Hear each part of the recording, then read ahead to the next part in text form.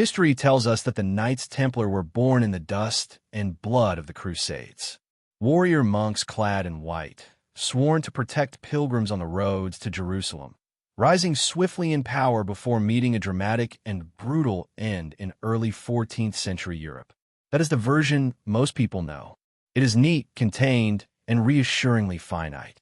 But history, especially the kind written by victors and institutions, rarely tells the whole story.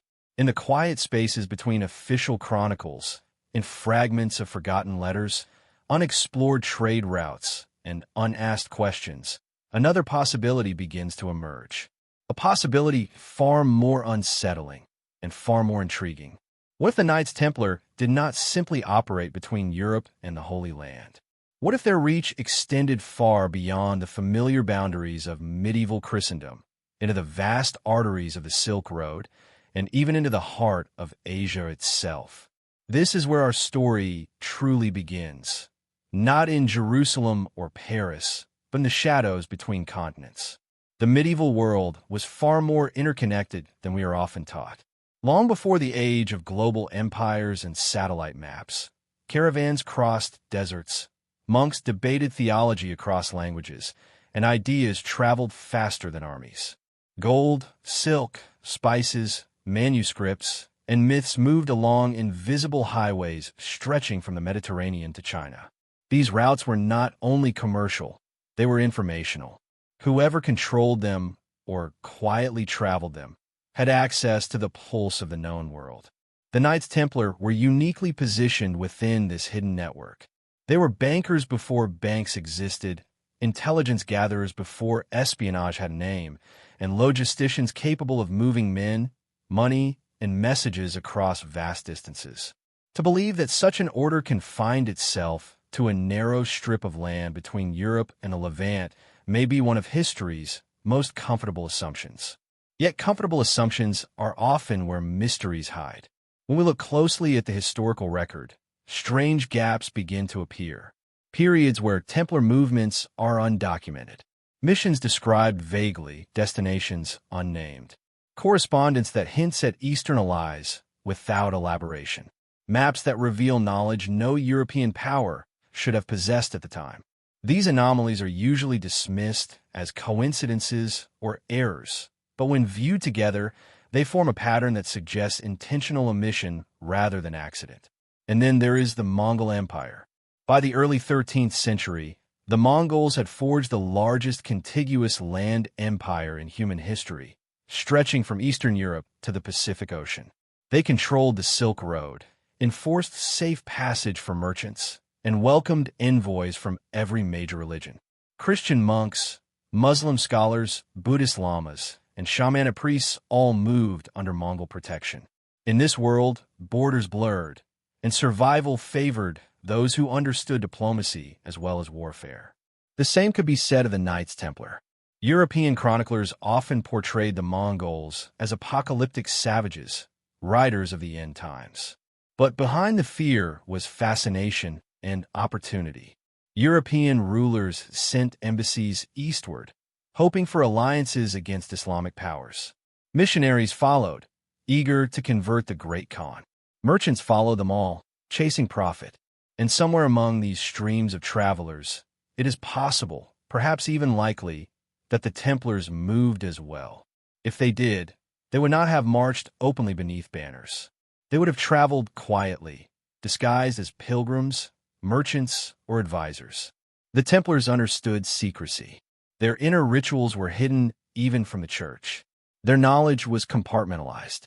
Silence was a form of survival. This raises an uncomfortable question. If the Knights Templar did travel east, why was this chapter erased? One answer may lie in how history itself functions.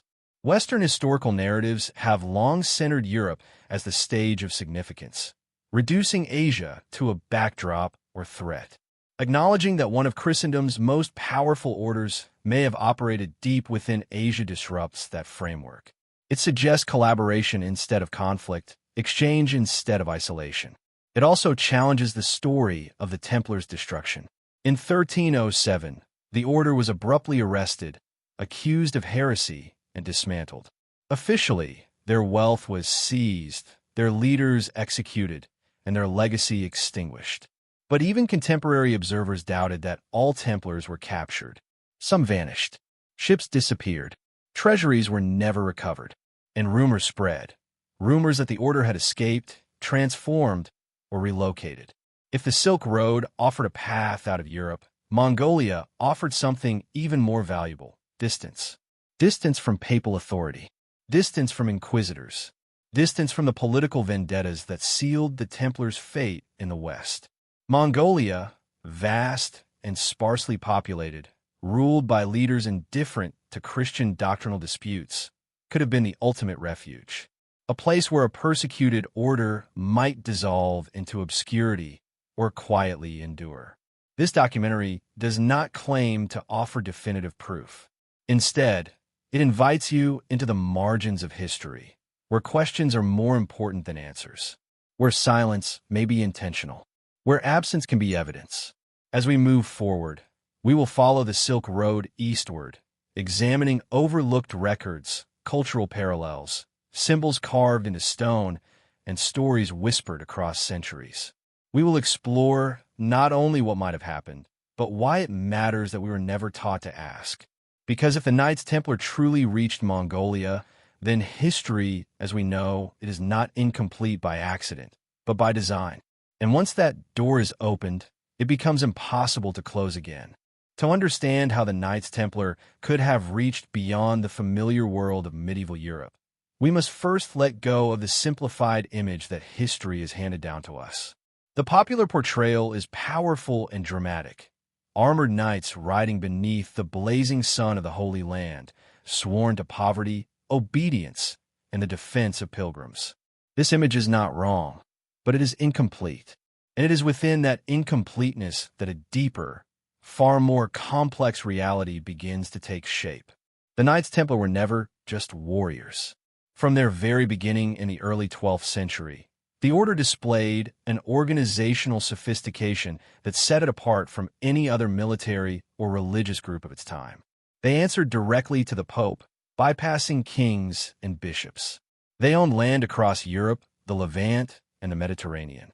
They operated fleets of ships, administered estates, and maintained a financial system that allowed pilgrims to deposit money in one country and withdraw it safely in another, an early form of international banking. This alone should give us pause. An order capable of managing wealth, logistics, and communication across continents was not limited by geography in the way most medieval institutions were. The Templars understood routes, safe passage, supply chains, and political nuance. They thrived on movement. Roads were their lifelines, and information was their true currency. Yet mainstream history tends to frame the Templars as reactive, responding to crusades, defending territory, collapsing when political winds shifted. What if the opposite were true? What if the Templars were proactive, forward-looking, and quietly adaptive to the changing balance of power in the medieval world? Consider their vow of poverty. Individually, a Templar knight owned nothing. Collectively, the order was unimaginably wealthy.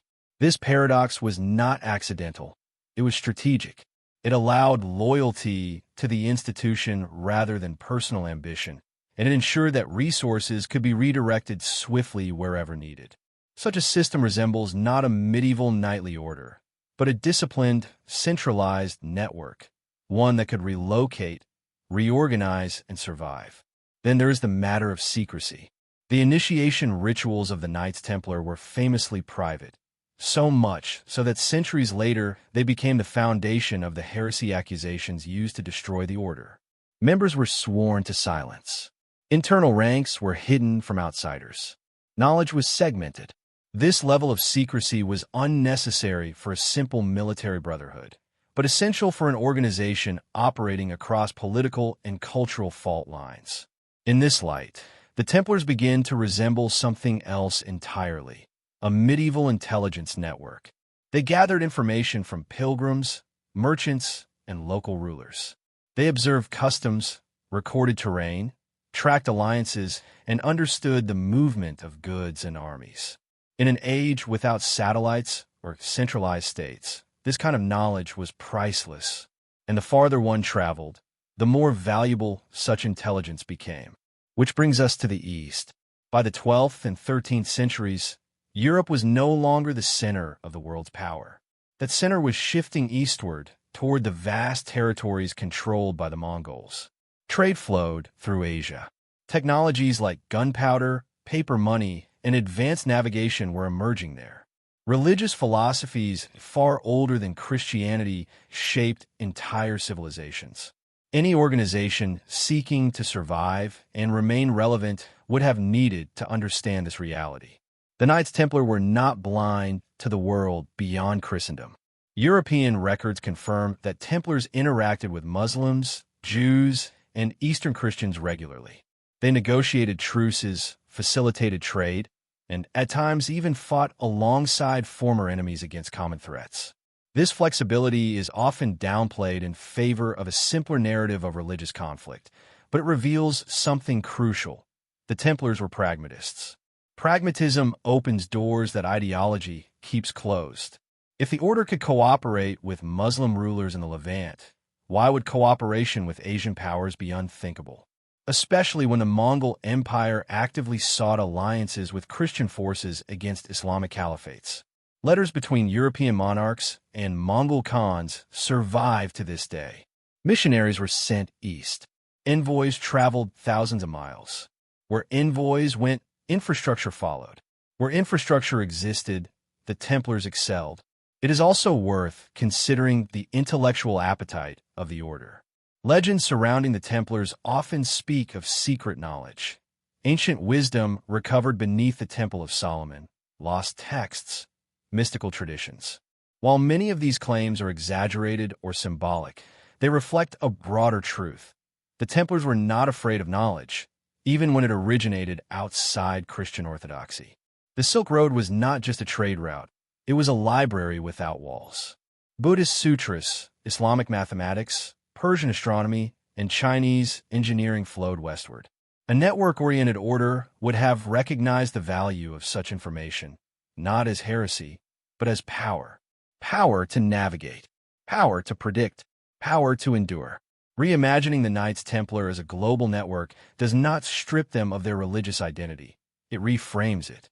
Their faith may have been sincere, but their methods were modern in spirit. They operated across cultures, adapted to local conditions, and prioritized survival over symbolism. And survival may have required evolution. By the late 13th century, the Crusader states were collapsing. Jerusalem was lost. The Holy Land was no longer a stable base. For an order defined by mobility, this was not an end. It was a signal that the center of gravity had shifted, and that new routes, new alliances, and new horizons were necessary. Seen this way, the idea of the Knights Templar reaching into Asia no longer feels like fantasy. It feels like strategy. A network does not vanish when one node is destroyed. It reroutes. It goes quiet. It waits. If the Templars were more than knights, if they were a system, then their story did not end at the stake or the gallows. It simply moved beyond the borders of what we were taught to look for. And once we begin to see the Knights Templar not as relics of a failed crusade, but as architects of movement and secrecy, the Silk Road stops being a distant backdrop. It becomes the next logical chapter. To understand how an order like the Knights Templar could move far beyond the familiar borders of Europe and the Holy Land, we must first understand the true nature of the Silk Road. Not the simplified image taught in textbooks, a dusty caravan trail used only for silk and spices, but the vast, living system it actually was. The Silk Road was not a single road at all. It was a web of routes stretching across mountains, deserts, steppes, and seas, binding together civilizations that most people today still imagine as isolated from one another. For centuries, this network functioned as the bloodstream of the known world. Caravans carried silk from China, spices from India, silver from Persia, and glass from Rome.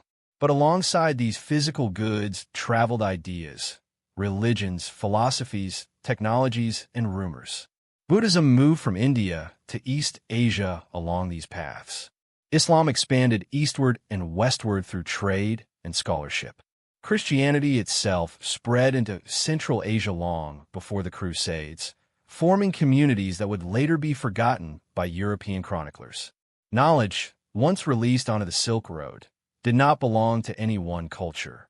This made the Silk Road dangerous to centralized authority. Empires could tax goods, but they could not fully control ideas. Mathematical concepts, medical knowledge, astronomical observations, and navigational techniques crossed borders freely.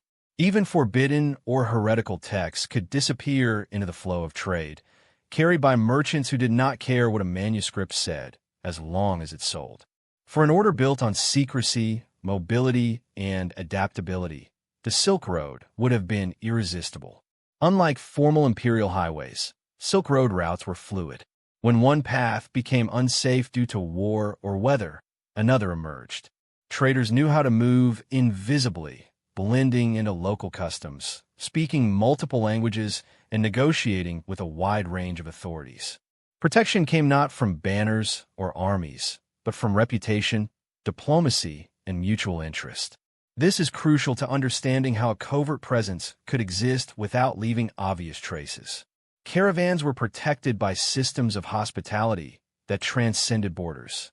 Caravanserais, roadside and spaced a day's journey apart, offered shelter, food, and security. These were places where merchants exchanged news, maps, and rumors. They were also places where identities blurred. A pilgrim could be a merchant. A monk could be an envoy. A knight could remove his armor and disappear into anonymity. The Silk Road allowed people to vanish in plain sight. By the 13th century, this network reached its peak under Mongol rule. The Mongols did something no empire before them had achieved. They unified the Silk Road under a single authority. Banditry was punished severely. Merchants were protected. Passports, known as paysa, allowed travelers to move freely across thousands of miles. This era, sometimes called the Pax Mongolica, turned the Silk Road into the safest long-distance travel system the world had ever known. For secret travelers, there could be no better time. European envoys traveled to the Mongol courts. Missionaries followed, documenting lands no European had ever described in detail. Merchants returned with stories of cities beyond imagination. And yet, for every documented traveler, countless others left no records at all. The absence of documentation was not unusual. It was expected. The Silk Road was a realm of lost names. This is where the idea of forbidden knowledge becomes important. Throughout medieval Europe, certain texts and teachings were considered dangerous. Works of ancient philosophy, alchemical treatises, astrological manuals, and non-Christian religious texts were often suppressed or condemned. But the Silk Road existed beyond the reach of European inquisitors. What was forbidden in Paris might be common in Samarkand. What was heretical in Rome might be wisdom in Bokhara. If the Knights Templar possessed or sought such knowledge, the Silk Road offered a perfect escape route. Maps are another telling detail. Medieval European maps were often symbolic rather than accurate, yet some later maps display surprising knowledge of Asian geography. Mountain ranges, rivers, and cities that should have been unknown. This knowledge did not appear suddenly. It flowed gradually, filtered through travelers and traders who walked the Silk Road. Who collected this information? Who organized it? Who preserved it? The Silk Road also functioned as a diplomatic corridor. Alliances were negotiated not only through courts, but through shared interests along trade routes. Protection of commerce required cooperation between cultures that might otherwise be hostile. This environment rewarded pragmatism over ideology, exactly the kind of world in which a flexible, disciplined order could thrive. The road did not ask who you worshipped. It asked what you carried, what you knew, and who you could speak to. For centuries, Central Asia was a crossroads where East met West not in battle, but in conversation. Greek philosophy mingled with Persian astronomy. Indian mathematics influenced Islamic scholars, who would later transmit that knowledge to Europe. This was not a clash of civilizations. It was a fusion. And fusion creates things that do not fit neatly into historical categories.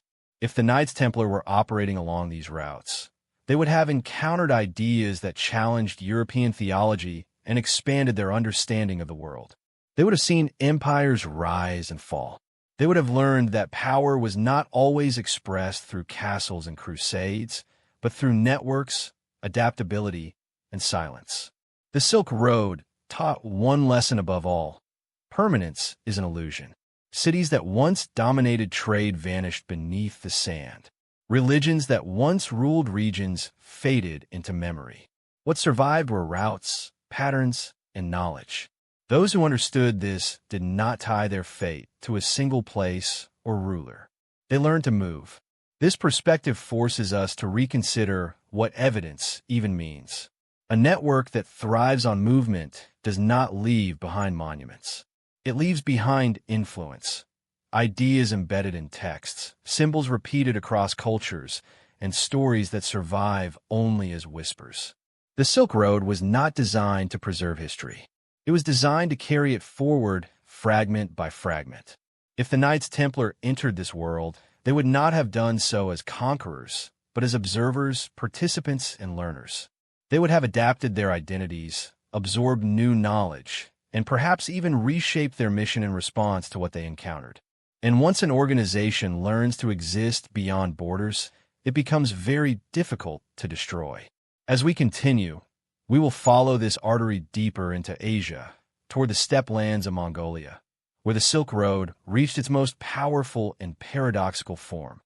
Order born from chaos, unity forged through diversity, and silence enforced by distance.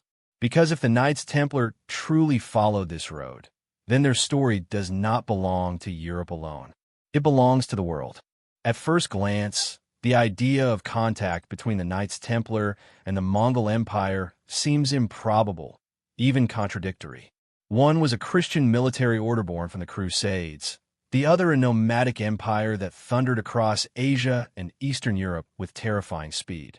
Yet history is rarely shaped by appearances. When we look beyond surface-level assumptions and examine the political realities of the 13th century, the possibility of Templar-Mongol contact no longer feels extraordinary. In fact, it begins to feel inevitable. By the time the Mongols emerged as a dominant force, Europe and the Islamic world were already exhausted by centuries of conflict. The Crusader states in the Holy Land were weakening. Muslim powers were divided, but resilient. Christian Europe was fractured by rival kingdoms and internal struggles. Into this fragile balance rode the Mongols, an external force with no allegiance to Christianity or Islam, but with a clear interest in control, stability, and tribute. To both Christians and Muslims, the Mongols were at first an enigma. They destroyed cities with ruthless efficiency, yet they also spared those who surrendered. They worshipped the eternal blue sky, not a god that demanded conversion. Most importantly, they were willing to negotiate. European rulers noticed this quickly. As early as the 1240s, diplomatic missions were sent from Europe to the Mongol courts. Friars, monks, and envoys traveled thousands of miles to meet the Great Khan. Letters survive from Mongol leaders to European kings, proposing alliances against common enemies. These communications were not secret. They were official, documented, and openly discussed at the highest levels of power. Where diplomacy traveled, intermediaries followed. The Knights Templar were uniquely suited for this role.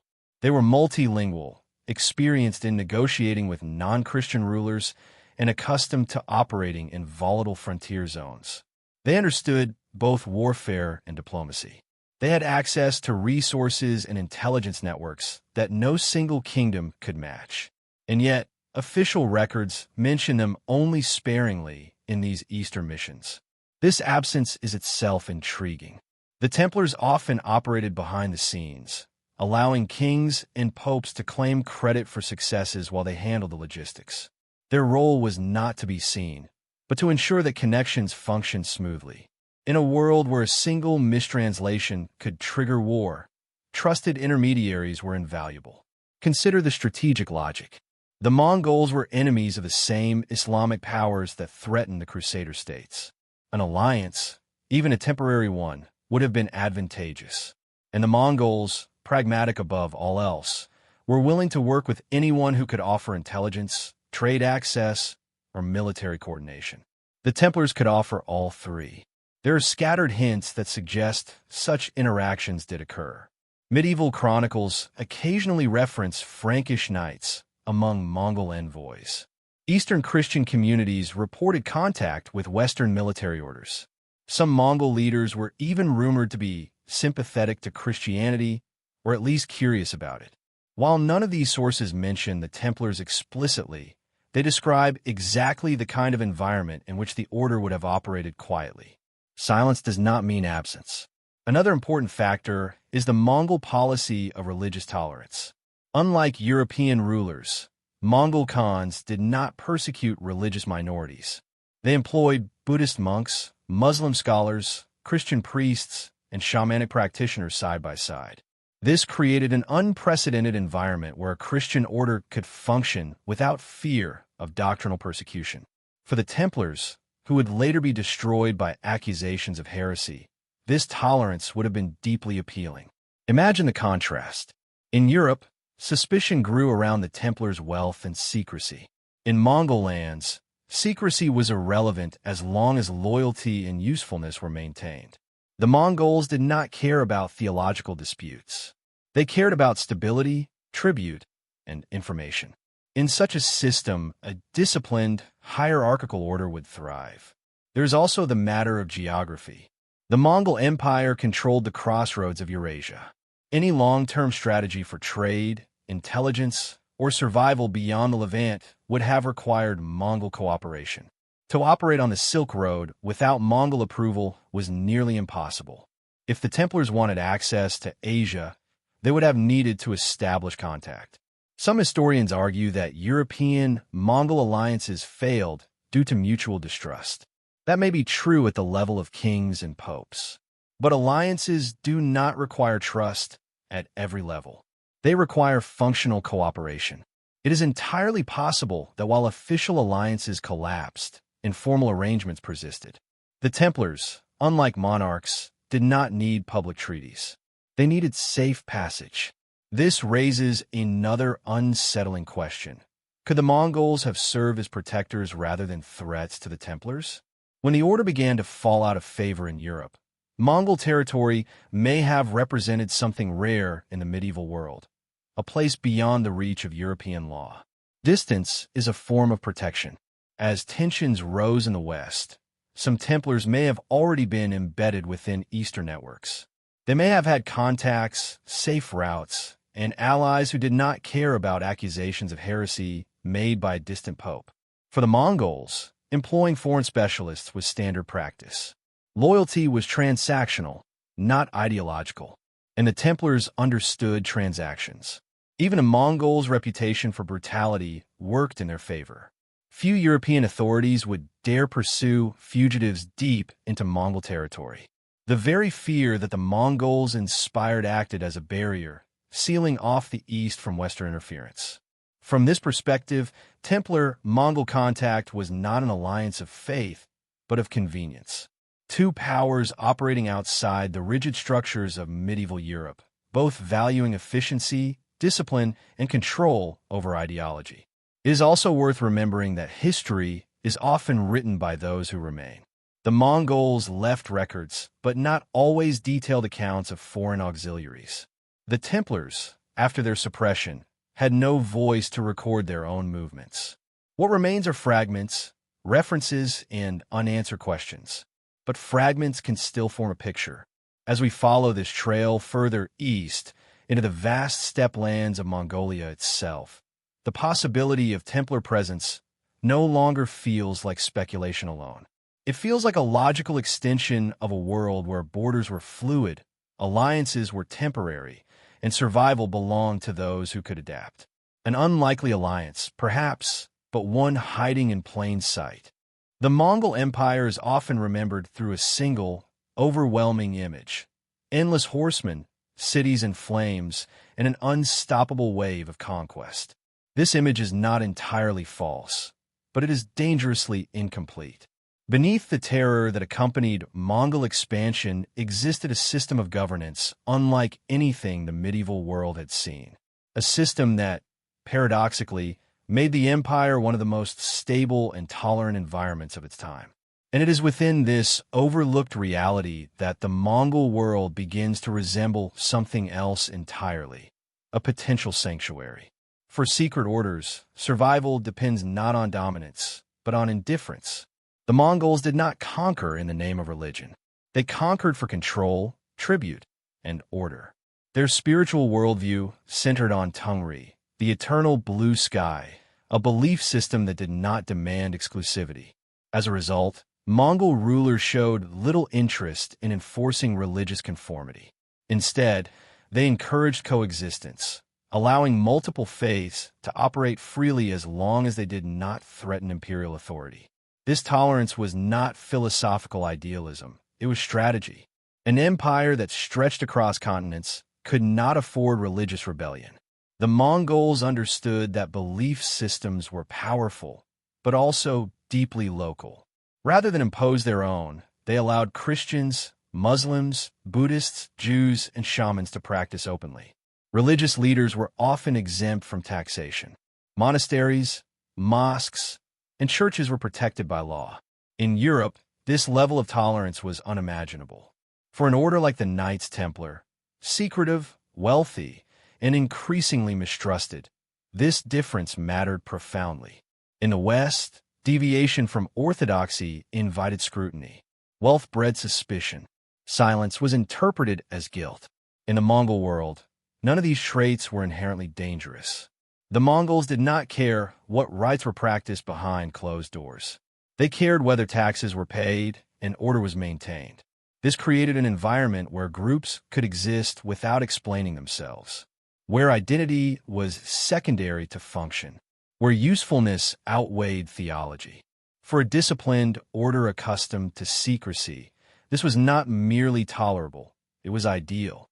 The Mongols also valued specialists.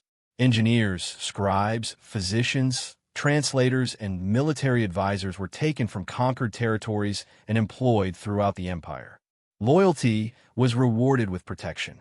Foreigners often rose to positions of influence because they lacked local tribal ties and were seen as more reliable.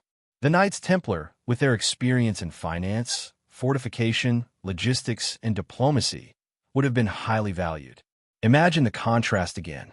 In France, the Templars were accused of worshipping false idols and undermining the church. In Mongolia, no one would have cared what symbols they used, as long as their skills were useful. Accusations of heresy held no power in a land where Christian doctrine meant nothing to the ruling elite. This is how safe havens form, not through sympathy, but through irrelevance. The vastness of the Mongol Empire also played a role. Europe was dense, closely monitored, and politically interconnected. News traveled quickly. Reputations followed individuals. Mongolia and Central Asia, by contrast, were immense. Entire cities could disappear into the steppe. Caravans moved for months without encountering centralized authority. Distance created anonymity. In such a world, an order could fragment, adapt, and blend into local contexts. A Templar knight might become a caravan guard. A chaplain might become a scholar. A commander might serve as a military advisor. The identity of the order would not vanish. It would diffuse. This diffusion is one of the reasons evidence is so difficult to find. Historians often search for intact institutions, when in reality survival often means transformation. The Mongol world rewarded those who could shed rigid identities and assume new roles. The Templars were trained for this. Their vows bound them to the order, not to land or nation. They had already learned to operate far from home, surrounded by unfamiliar languages and customs. Their very structure encouraged adaptability. Unlike feudal knights, they were not tied to a single lord or estate. The Mongol Empire offered something even more valuable than tolerance: indifference to European politics. When King Philip IV of France moved against the Templars, his authority meant nothing beyond Europe. The Pope's decrees carried no weight on the Asian steppe. Accusations, trials, and executions were distant echoes that could not cross deserts and mountains. This separation created a blind spot in history. Western records end where Western influence ends. What happened beyond that boundary is rarely considered, not because it is impossible, but because it is inconvenient. Acknowledging that the Templars may have found refuge outside Europe undermines the finality of their destruction. And finality is comforting. The Mongols also maintained one of the most efficient communication systems in history, the YAM network. Relay stations allowed messages and travelers to move rapidly across thousands of miles. This system was designed for imperial control, but it also facilitated discreet movement. Those with authorization could travel faster and safer than ever before. If the Templars had access to such routes, they could disappear almost completely from the historical record. There is another, quieter aspect to Mongol tolerance that often goes unnoticed: curiosity. Mongol rulers engaged with foreign ideas not out of devotion, but out of interest. They hosted debates between religious leaders. They listened. They observed. This curiosity created a culture where knowledge was valued regardless of origin. For an order rumored to possess esoteric knowledge, this openness would have been profoundly different from the suspicion they faced in Europe. We must also consider the psychological dimension. To a Templar watching his order fall under political intrigue and greed, the Mongol world may have appeared strangely fair. Harsh, yes, but honest. Loyalty was rewarded. Betrayal was punished. There were no hidden theological traps, no sudden accusations rooted in envy. Just rules and consequences. This does not mean that Mongolia was a paradise. Life was harsh, the environment unforgiving. But for those who valued survival over status, it offered something rare: space. Space to exist without explanation. Space to reorganize. Space to wait. As we move forward, we will examine whether this tolerance translated into physical presence, structures, symbols, and echoes left behind in the land itself. But even before that evidence is considered, one truth becomes clear. If the Knights Templar needed a place to disappear, to survive beyond the reach of kings and popes, there were few places in the medieval world more suitable than the Mongol Empire. And sometimes, the greatest hiding place is not darkness, but distance. When people imagine the Knights Templar, they picture massive stone castles rising above European hillsides or crusader strongholds guarding the Holy Land. Thick walls, towering keeps, and banners snapping in the wind. These images are powerful, but they also mislead. They suggest permanence, visibility, and territorial control. Yet the deeper truth about the Templars is that their greatest strength was not in what could be seen, but in what could not. The Templars were masters of infrastructure, not monuments. Their survival depended on movement, on supply lines, on safe passage, on places that did not draw attention, yet offered security, storage, and coordination. In Europe and the Levant, this infrastructure took the form of commanderies, modest estates, farms, warehouses, and chapels scattered across vast distances. Individually unremarkable, collectively unstoppable. This model did not require castles. It required roads. And nowhere on Earth offered more strategic roads than the Silk Road network. When historians search for evidence of Templar presence beyond Europe, they often look for the wrong things. They search for grand ruins, obvious crosses carved into stone, or written declarations of ownership. But a mobile order operating in foreign lands would not replicate European architecture. It would adapt. It would borrow. It would hide in plain sight. Infrastructure does not announce itself. It blends. Along the Silk Road, infrastructure already existed. Caravanserais, way stations, fortified towns, monasteries, and trade hubs. These were places designed to serve travelers, places where goods were stored, animals rested, information exchanged. Control of such nodes did not require conquest. It required relationships. A few trusted individuals. A quiet agreement. A shared interest. This is where the idea of invisible fortresses becomes essential.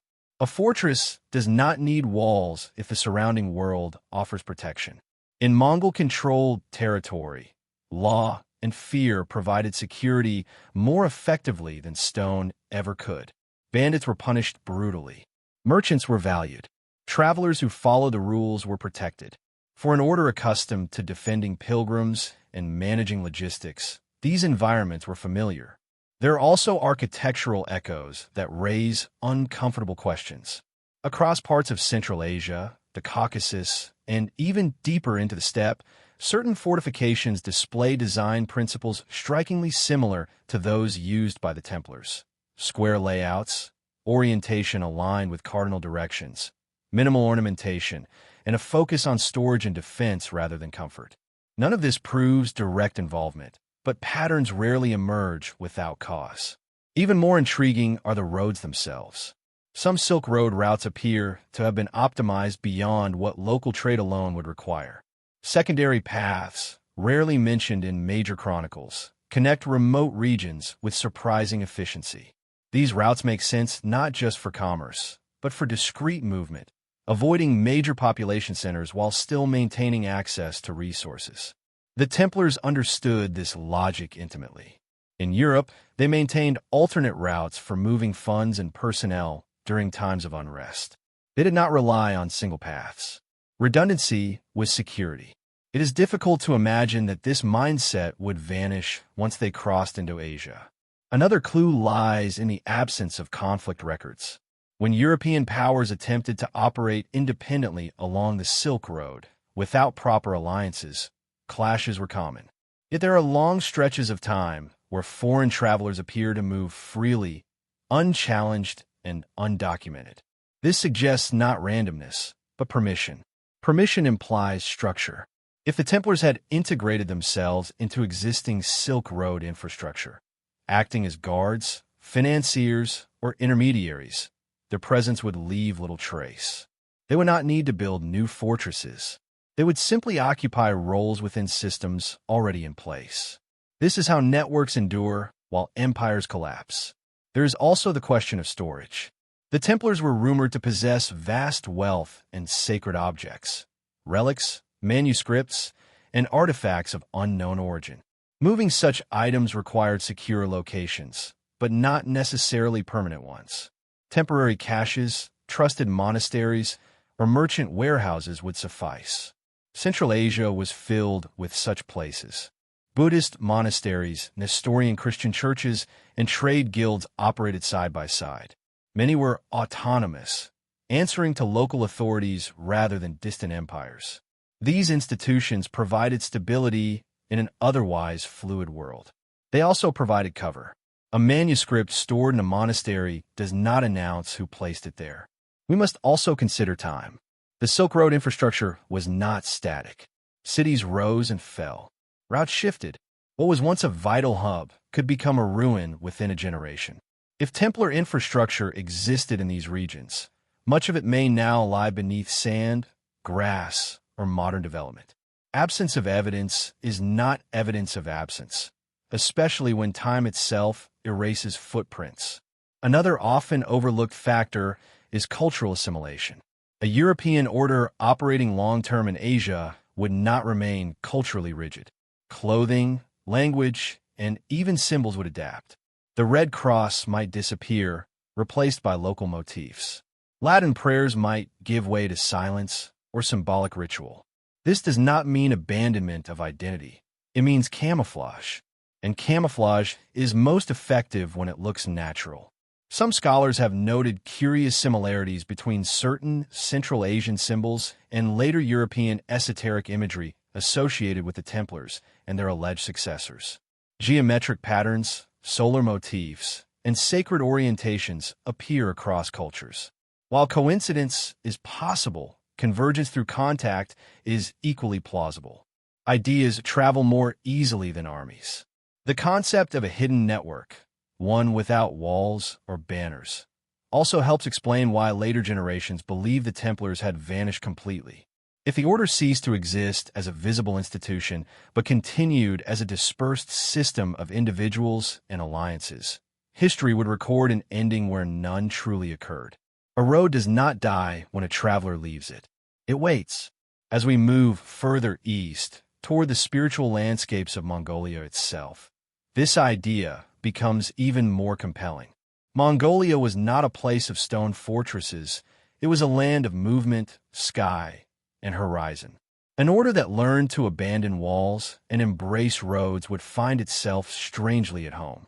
The Knights Templar, if they survived beyond Europe, would not have done so by building castles in foreign lands. They would have done so by becoming part of the road itself. And roads, once learned, are never truly lost. Whenever the Knights Templar are discussed beyond conventional history, one idea inevitably rises to the surface: knowledge. Not ordinary knowledge, but something rarer and more dangerous. Knowledge powerful enough to inspire legends, provoke fear, and ultimately justify their destruction. Gold and land may have made the Templars wealthy, but wealth alone does not explain the intensity of suspicion that surrounded them. Something else was believed to be in their possession, something unseen, something carried quietly rather than displayed. If the Templars traveled east, the most important question is not where they went, but what they took with them.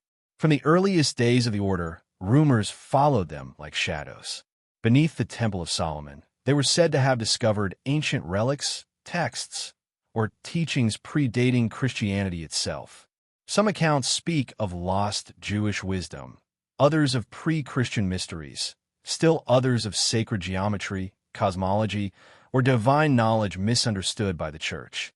Whether literal or symbolic, these stories point to a belief that the Templars were guardians of something more valuable than armies.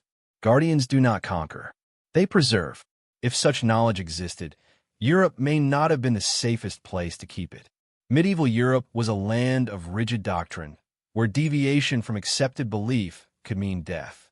As political pressure on the Templars increased, so too would the danger of confiscation, distortion, or destruction of whatever they held sacred. The East, by contrast, offered something entirely different. Along the Silk Road, knowledge was currency. Scholars debated freely across cultures. Astronomers compared star charts. Mathematicians shared numerical systems. Mystics exchanged metaphors rather than dogma. In Central Asia, wisdom was not confined to a single tradition. It was layered, evolving, and deeply ancient. If the Templars carried sacred knowledge, this world would not have rejected it. It would have absorbed it. But what kind of knowledge are we speaking of? One possibility is texts.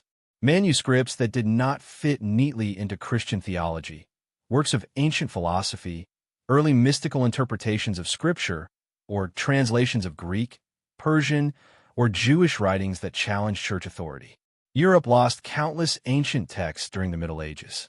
Some survived only because they were preserved in Islamic or Asian centers of learning. Preservation often requires exile. Another possibility is cartographic knowledge. Accurate maps were power.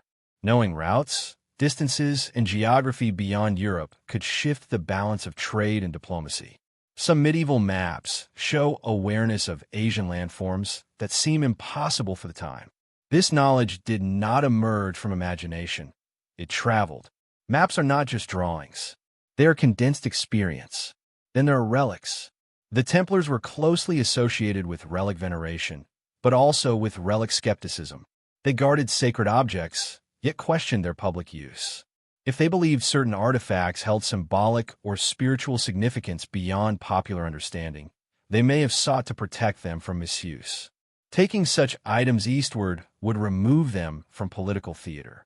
But perhaps the most unsettling possibility is that what the Templars carried was not physical at all. What if it was a way of understanding the world?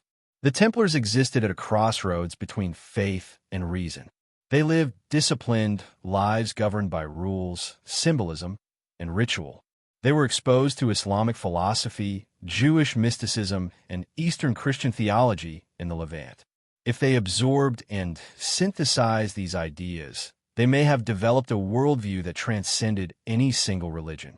Such synthesis would be dangerous in Europe. In Asia, it would be familiar. Central Asian spiritual traditions often focused on balance, cycles, and harmony between earth and sky. Mongolian shamanism emphasized connection to the cosmos rather than obedience to doctrine. Buddhism offered paths of enlightenment without rigid authority. These traditions did not demand rejection of other beliefs. They invited integration. A Templar carrying inner knowledge rather than outward symbols would find this environment strangely welcoming. There is also the legend of the Grail. While often imagined as a cup, deeper interpretations describe it as wisdom, bloodline, or divine insight. If the Grail was symbolic rather than literal, it could be carried anywhere within individuals, rituals, or encoded teachings. You cannot seize what you cannot see. This may explain why no definitive Templar treasure has ever been found. The greatest treasure was never meant to be discovered by force. It was meant to be passed on quietly to those prepared to receive it. Knowledge on the move does not announce itself. It hides in stories, symbols, and practices. It survives by changing form. The Silk Road excelled at this kind of transmission. A story told in Persia would emerge differently in China. A symbol carved in stone might lose its original meaning but retain its essence. Over time, origins blur, but influence remains. If the Templars entered this flow, their knowledge would no longer belong to them alone. It would merge into something larger. This may also explain why later European secret societies claimed descent from the Templars without clear evidence. If Templar knowledge returned west centuries later through indirect channels, translated texts, philosophical movements, symbolic traditions, it would feel ancestral but distant. The source forgotten, the echo preserved. We must also consider urgency. When an order senses its end approaching, it does not cling to possessions. It disperses them. It ensures survival through diffusion. Knowledge scattered across cultures is harder to erase than knowledge locked in a vault. Fire can burn a library. It cannot burn a road. If the Templars carried sacred knowledge east, they may have done so not to hide it forever, but to protect it long enough to outlive persecution. Asia was not an endpoint. It was a vessel, a place where ideas could sleep. As we continue, we will move from knowledge to landscape, from what may have been carried to where it may have settled. Because knowledge leaves traces not only in texts, but in symbols, rituals, and the land itself. And sometimes, the most important thing that travels is not what we can hold, but what quietly changes us. To understand why Mongolia could have resonated so deeply with an order like the Knights Templar, we must step away from maps and chronicles and enter the spiritual landscape of the steppe itself.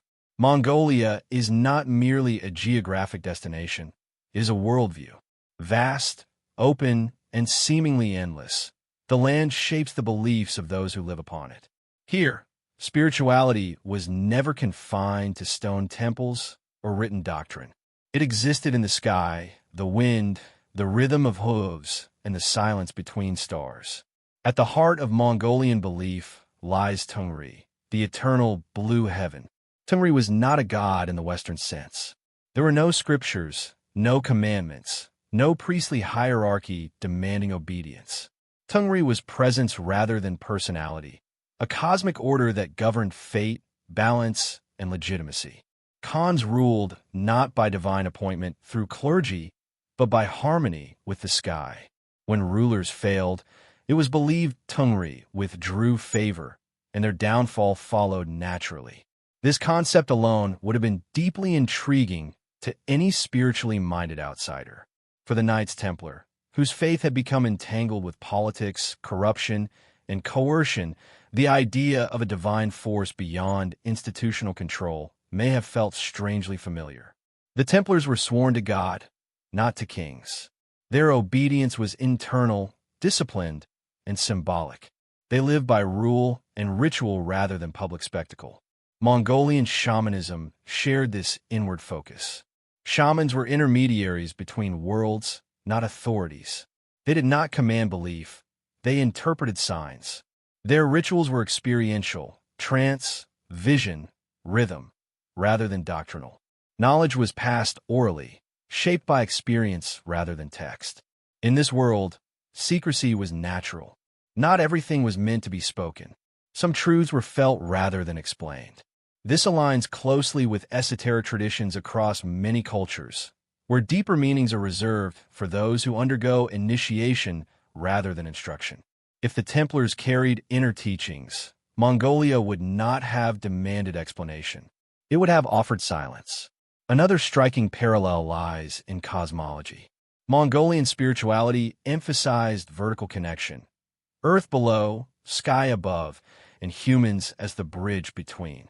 This vertical axis appears repeatedly in medieval mystical thought, including Christian mysticism, sacred geometry, and Templar symbolism.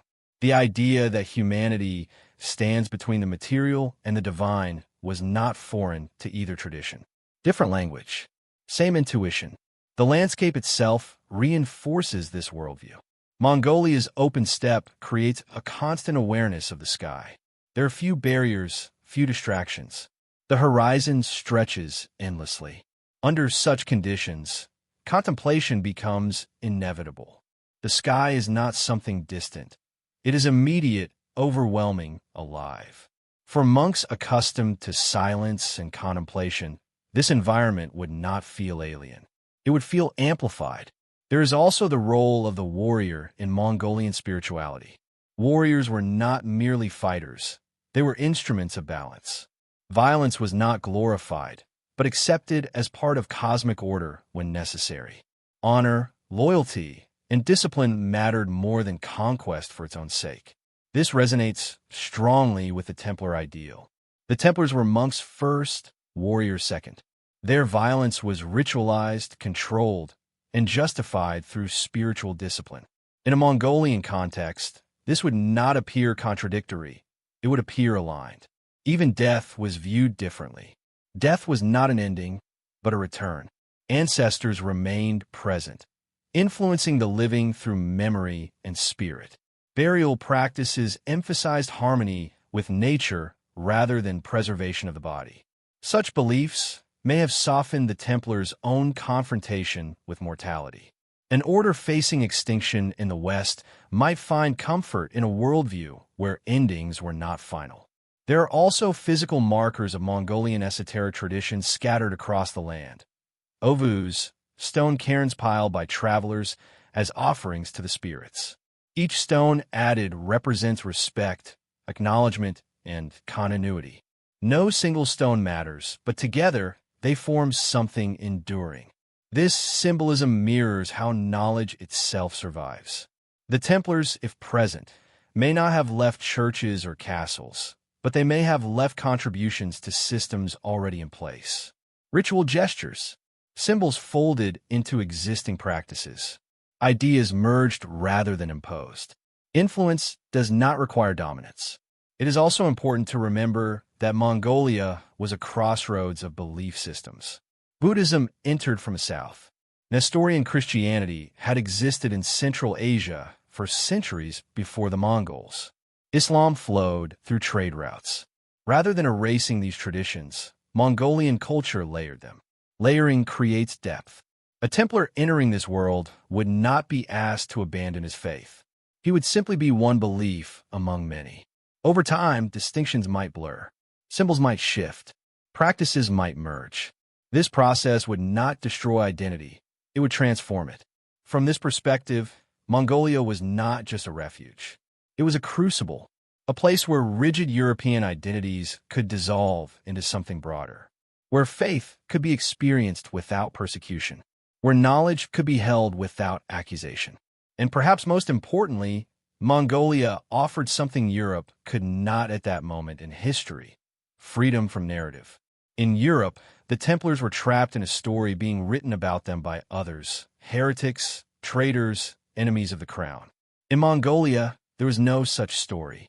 No preconceptions. No expectation. They could simply exist.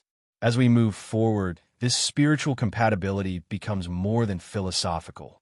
It begins to intersect with symbols, artifacts, and physical traces that hint at deeper connections between East and West. But before we look for marks in stone or earth, we must understand the ground itself. Because sometimes the land chooses who belongs. And in the wide, silent sky of Mongolia, the echoes of forgotten paths may still linger, waiting for those who know how to listen. Few symbols in history have generated as much fascination, confusion, and speculation as the Holy Grail. Popular imagination paints it as a physical object, a cup used by Christ at the Last Supper, glowing with divine power, hidden away by knights and guarded through the ages. Yet when we strip away romance and look at the deeper layers of the Grail legend, a far more complex and unsettling idea begins to emerge. One that fits remarkably well with the nature of the Knights Templar, and with the possibility of their journey east. What if the Grail was never meant to be found? The earliest Grail stories are not historical records. They are allegories, poems, and mystical narratives filled with symbolism rather than instruction. In these stories, the Grail is often elusive, appearing only to those who are prepared, pure, or initiated. It is not seized by force. It reveals itself through understanding. This alone suggests that the Grail may not be an object at all. Many scholars have argued that the Grail represents divine knowledge, spiritual awakening, or a hidden lineage rather than a physical artifact. The word Grail itself may derive from terms meaning vessel, container, or even womb, symbols of transformation rather than possession. In this sense, the Grail is not something you hold in your hands, but something you carry within you. A code, not a cup. If the Knights Templar were associated with the Grail, it would explain why no physical relic has ever been conclusively linked to them. It would also explain why their enemies accuse them of secret rituals and heresy. Knowledge that challenges authority is more threatening than any weapon. And knowledge can travel. A code can be memorized, transmitted, adapted, and concealed. It does not require a vault or a fortress. It survives through people, symbols, and stories. If the Templars believed they were guardians of such a code, whether theological, philosophical, or cosmological, it would make perfect sense for them to carry it east, away from inquisitorial scrutiny. The East was already familiar with such concepts. Buddhist traditions speak of enlightenment not as an object, but as realization. Taoist philosophy describes the Tao as a path that cannot be named, only experienced. Even Mongolian shamanism emphasizes personal vision over collective doctrine. Across Asia, sacred knowledge was often encoded in metaphor, ritual, and silence. This mirrors the Grail tradition more closely than European dogma ever did. When European Grail stories emerged, they did so at a time of great anxiety and transition. The Crusades were failing. Faith was strained. The Church's authority was questioned. In such moments, myths arise not to preserve the past, but to guide the future. The Grail may have been a map, not of land, but of understanding. Templar symbolism supports this interpretation. Their rituals were layered with meaning. Their architecture aligned with cosmic principles. Their rule emphasized inner discipline over outward display. All of this points to a belief system where form matters less than essence.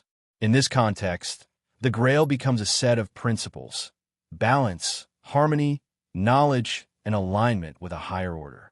These principles would not be threatened by travel. In fact, travel would deepen them. Exposure to Eastern philosophies could have refined Templar understanding of the Grail Code. Concepts of emptiness, impermanence, and unity may have resonated with existing Christian mysticism. Rather than diluting their beliefs, the East may have sharpened them. Such synthesis would be invisible to outsiders and dangerous to institutions. The Church could tolerate relics. It could not tolerate reinterpretation. This may explain why later Grail legends became increasingly abstract, even contradictory. Over time, the original meaning may have fragmented, absorbed into different cultures, and retold through different lenses. What remained was the allure, not the clarity. The Grail was no longer a teaching. It was a mystery. If the Templars carried this Grail code into Asia, it would not have remained unchanged. It would have adapted, merging with local traditions, encoded into new symbols, and perhaps even returned west centuries later in altered form. Some have speculated that Renaissance humanism, esoteric Christianity, and later philosophical movements bear traces of such a return. Ideas once deemed heretical became acceptable. Knowledge once suppressed resurfaced, not as revelation, but as rediscovery. The Grail's journey, then, may not be linear. It may have spiraled across cultures, languages, and centuries, never fully revealed, never fully lost. And that may have been the point. A cup can be stolen. A castle can be burnt. A code survives by changing. As we move closer to physical evidence, maps, symbols, and anomalies, we must keep this in mind. We are not looking for treasure chests or golden artifacts. We are looking for patterns, echoes, and alignments. The Grail, if it exists, exists wherever understanding deepens. And if the Knights Templar followed the Silk Road into the heart of Asia, they may not have been carrying gold or relics at all. They may have been carrying a question that still has no final answer. The fall of the Knights Templar is often presented as sudden and absolute. A single dramatic moment in history, Friday, October 13th, 1307. At dawn, Templar knights across France were arrested simultaneously, accused of heresy, corruption, and secret crimes. Their wealth was seized, their leaders tortured, their order dismantled by royal decree and papal compliance. In textbooks, this is where the story ends. But history rarely ends so cleanly. When we look closely at the downfall of the Templars, cracks begin to appear in the narrative. Not just moral or political cracks, but logistical ones. The operation was massive, unprecedented in scope, and yet strangely incomplete. Many Templars were arrested, yes. Many were executed, but many others simply vanished. And vanishing, in the medieval world, was no small feat. The Templars were not a localized group. They were spread across Europe, the Mediterranean, and the Near East. Communication was slow. Travel took weeks or months. For an arrest order to be fully effective, it would have required perfect coordination across borders, something medieval monarchs were notoriously bad at achieving. Yet the story assumes total collapse. Records from Portugal, Scotland, and parts of Eastern Europe suggest that Templars escaped arrest or were absorbed into other orders. In some regions, they were protected by sympathetic rulers. In others, their assets disappeared before authorities arrived. Ships left ports. Treasuries were emptied. Commanderies were found abandoned. Someone warned them. Warnings imply foresight. Foresight implies planning. If the Templars anticipated their destruction, and evidence suggests they did, then they would have prepared escape routes long before the final blow fell. These routes would not lead deeper into Europe, where royal authority and church influence overlapped. They would lead away from it. West offered oceans. East offered land. Asia, by this point, was not an unknown void. It was a connected, functioning world governed largely by Mongol authority. Trade routes were established. Diplomatic channels existed. European travelers had already reached the Mongol courts and returned. The path was dangerous, but possible. And most importantly, it led beyond the reach of the Pope. The accusations against the Templars were rooted in church law. Their trials were ecclesiastical. Outside of Christendom, these accusations meant nothing. A Templar fleeing east was not a criminal. He was simply a foreigner. This is a crucial distinction. Unlike later eras, there was no global law enforcement, no extradition treaties. Once a person crossed into Mongol territory, European legal authority ended. For a persecuted order, this boundary represented safety. The Mongols did not recognize papal authority. They did not enforce Christian doctrine. They did not care about accusations of heresy. They cared about loyalty, skill, and tribute. In such a system, a Templar could start anew. We must also consider timing. The Mongol Empire was at its height during the early 14th century. The Silk Road was secure. Caravan traffic was constant. Movement eastward, while arduous, was safer than it had ever been before or would be again for centuries. History had opened a window. If the Templars were ever going to disappear into Asia, this was the moment. There is also the psychological element of collapse. When an institution faces sudden destruction, not everyone flees in the same direction. Some surrender. Some hide locally. Others follow pre-established contingency plans. Large organizations often prepare for worst-case scenarios long before they occur. The Templars were no exception. As a disciplined order, they would have understood political risk. Their growing wealth made them targets. Their independence angered kings. Their secrecy bred suspicion. The writing had been on the wall for years. It is reasonable, perhaps unavoidable, to assume they planned for survival beyond Europe. Asia was not just an escape. It was an alternative future. Unlike the Atlantic, which led to uncertainty and isolation, the East offered integration. Routes, cities, economies, and systems already existed. A fleeing Templar would not be cast into wilderness. He would enter another civilization. This also helps explain why no large-scale Templar settlement has ever been found. Escape does not require mass migration. It requires dispersion. Individuals and small groups slipping quietly into larger flows of travelers, merchants, and envoys. A few here, a few there. Over time, identity dissolves. There are also persistent legends that support this idea. Stories of armored monks traveling east. Tales of foreign knights serving distant rulers. References in later European myths to Templars who went beyond the world. While these accounts lack concrete detail, they share a consistent direction. Eastward. Historians often dismiss such legends because they cannot be verified. But legends rarely arise from nothing. They emerge when events are remembered imperfectly, reshaped by time and distance. Truth leaves shadows.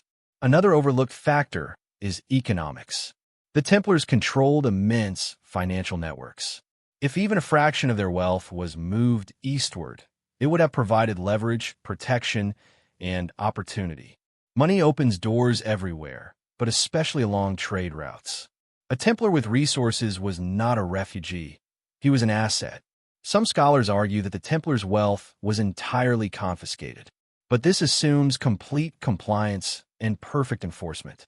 Given the chaos of the arrests and the scale of the order, this seems unlikely. Wealth vanishes more easily than people, and people can carry knowledge even when gold is gone. The fall of the Templars in Europe may have been less an ending than a transformation. The visible order was destroyed. The name was erased. But the network, the skills, the knowledge, the relationships may have simply relocated. An order does not need a banner to survive. It needs memory. As we move forward, we will begin to examine whether this escape left traces, maps, symbols, and anomalies that suggest continuity rather than extinction. Because disappearance is rarely absolute.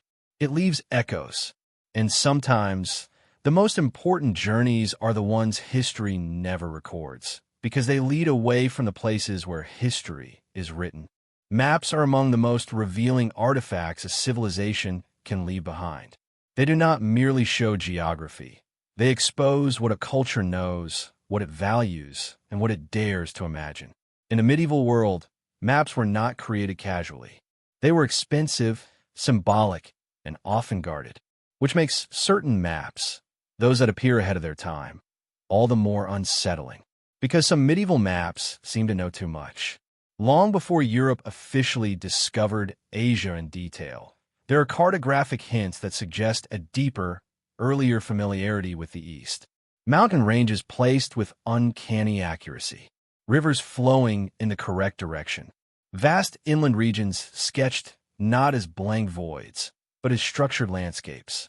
These details challenge the assumption that medieval Europe was geographically ignorant beyond its immediate borders. The question is simple, but uncomfortable. Where did this knowledge come from? Official history credits travelers like Marco Polo, whose accounts expanded European understanding of Asia.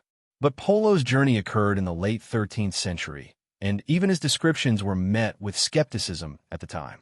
Yet some maps produced before and shortly after his travels already contain information that seems too precise to be based on rumor alone. Knowledge does not appear spontaneously. It moves. The Silk Road was the primary channel for this movement, but information does not organize itself. Someone must collect it, compare it, verify it, and preserve it. Raw travel stories are chaotic. Accurate maps require synthesis. This is where the Knights Templar re-enter the story, not as explorers in the romantic sense, but as organizers of knowledge. The Templars were uniquely positioned to gather geographic intelligence. Their presence in port cities, trade hubs, and frontier regions placed them at crossroads of information. Pilgrims returned from distant lands. Merchants carried stories. Envoys described routes and obstacles. The Templars listened. Listening is a form of mapping. Even more important, they had the means to preserve what they learned. Templar commanderies often housed libraries, scribes, and administrative centers. They documented assets meticulously. It would be strange if they did not also document terrain, routes, and strategic geography. Maps were power. Knowing how long a journey took, where water could be found, which passes were safest, and which regions were hostile could determine the success or failure of an entire mission. For an order responsible for moving people and resources across continents, such knowledge was essential. Yet after the fall of the Templars, much of this knowledge seems to vanish. Or does it? Some medieval maps contain anomalies that resist easy explanation. Regions of Central Asia are depicted with relative coherence, while nearby areas remain vague. Certain routes align closely with known Silk Road paths, including secondary corridors that only experienced travelers would know. These maps do not scream certainty. They whisper familiarity. Historians often argue that mapmakers copied from earlier sources, including Islamic or Asian maps. This is undoubtedly true in some cases, but that explanation simply pushes the question further back. How did those sources reach Europe? Who facilitated their transmission? Information does not cross cultural boundaries without intermediaries. The Templars interacted extensively with Islamic scholars in the Levant, where cartographic knowledge was far more advanced than in Europe. Islamic geographers had access to centuries of accumulated Eastern knowledge, including Indian and Persian sources. Through trade, diplomacy, and war, this knowledge flowed westward. But flow requires channels. A decentralized but disciplined network like the Templars could act as such a channel without leaving explicit signatures. They would not need to publish maps under their name. They would simply ensure that information reached those who could use it. This could explain why later European explorers seemed unusually prepared. Routes that should have been mysterious were navigated with confidence. Dangers were anticipated.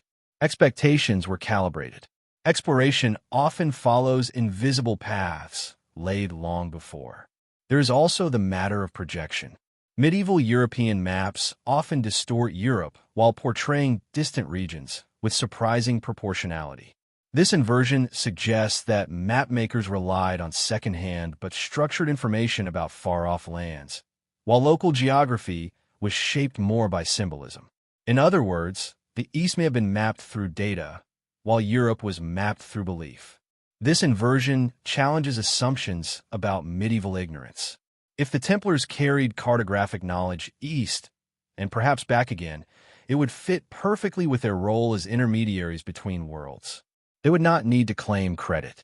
Knowledge, once released, no longer belongs to its originator. This anonymity is consistent with everything else we know about them. Another intriguing detail lies in orientation. Some maps align eastward in ways that suggest spiritual rather than navigational priorities. East was associated with origin, light, and wisdom. In Christian tradition, paradise lay in the East. In many Eastern traditions, the East symbolized awakening. Maps are stories told through direction.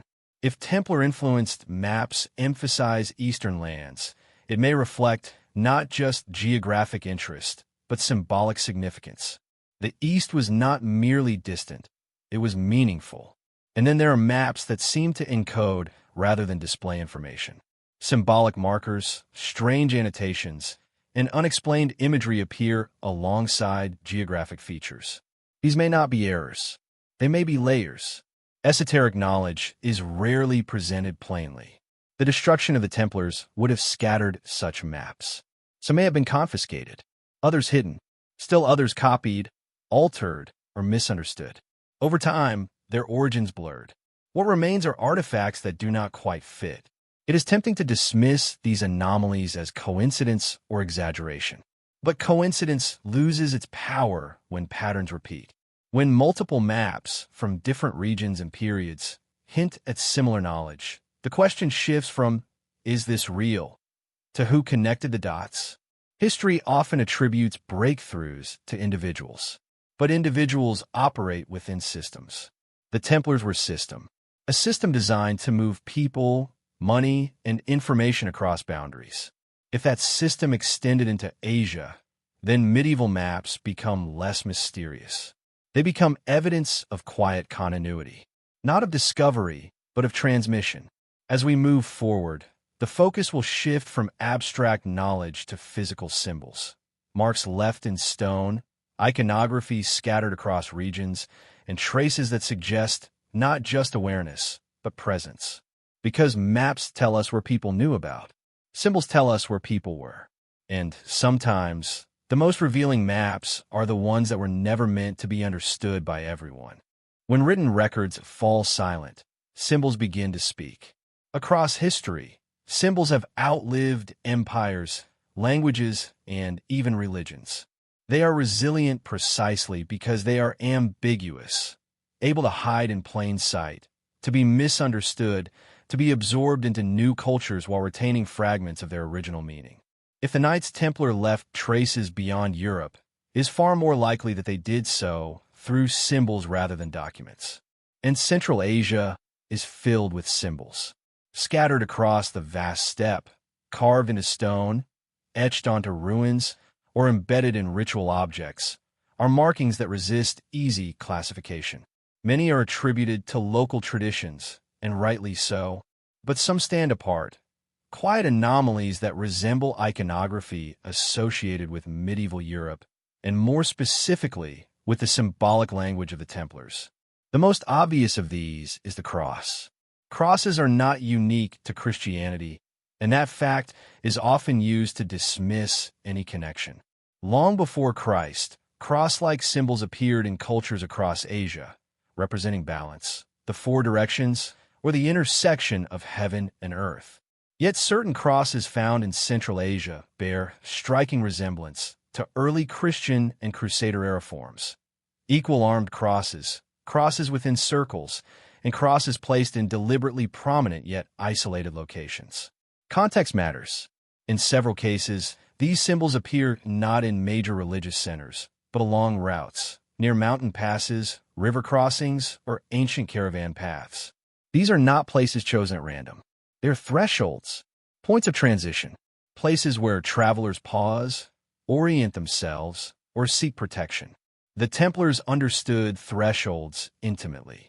Their European symbols were often placed along roads, near bridges, or at commanderies that functioned as way stations.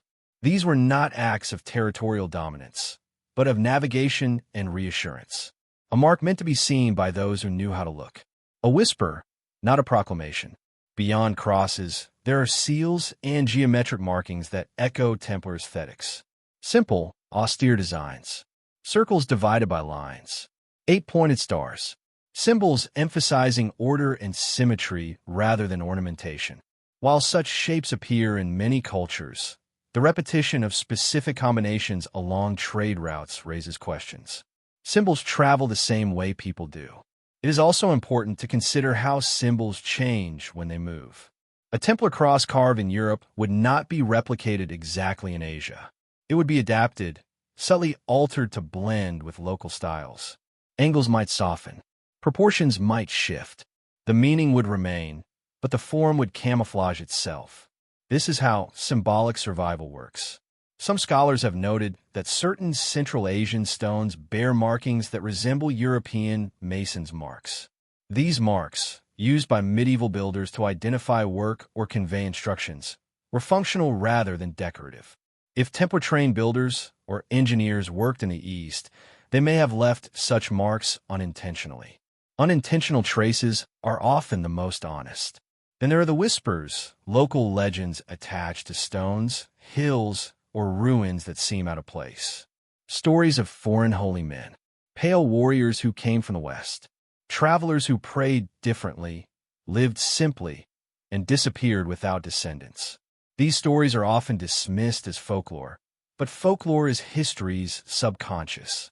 It remembers what documents forget.